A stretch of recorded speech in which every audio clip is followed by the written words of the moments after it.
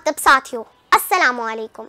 जैसा कि हम सब जानते हैं कि रमज़ान मुबारक के बाबरकत महीने की आमद है, तो आए हम सब मिलकर इस बाबरकत महीने की रहमतों और बरकतों से भरपूर फ़ायदा उठाएं। तो आज मैं इसी मौका पर आप लोगों को रोज़ा रखने और खोलने का सही और इस्लामी तरीका बताऊंगी। नंबर 1, रोज़ा रखने का तरीका। रोज़ा रखने के लिए चंद बाज़ाब्ता उसूल और तरीके अल्लाह ताला ने मुकर्रर कर दी हैं, जिन पर सही और मुकम्मल पाबंदी लाजमी है। मैं चंद अहम बातों की वजाहत आपके सामने करती हूँ। सहरी की नियत।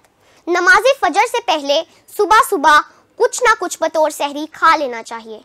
रोज़े की नियत करना ज़रूरी है, जिसके अल्फाज कुछ यूँ हैं: वबी सौमी गदिन नवैतु मिन शाहरी रमज़ान।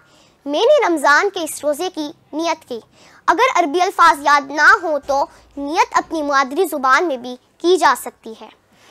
रोज़ादार अपनी पसंद की अशिया से रोज़ा खोल सकते हैं। नंबर 2, इफ्तार यानी रोज़ा खोलना। रोज़ा सुबह नमाज फजर से शुरू होकर नमाज मगरिब पर ख़त्म हो जाता है। रोज़ा खोलने को इफ्तार कहा जाता है।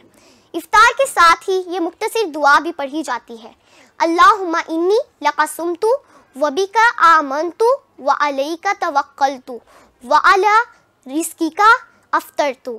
ए अल्लाह, मैंने तेरे लिए रोज़ा रखा, मैं तुझ पर ईमान रखता हूँ, मैं तुझ पर भरोसा रखता हूँ और तेरे ही रिज़्क़ से रोज़ा खोल रहा हूँ।